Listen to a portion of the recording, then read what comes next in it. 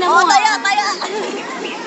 Ano naman kasi maayos eh. Ayaw nyo naman umayos eh. Kasi yung cellphone mo, gusto mo sarat-sarat, tang ina mo pag hindi mo sila yung gag. Asan? Ayaw ko na.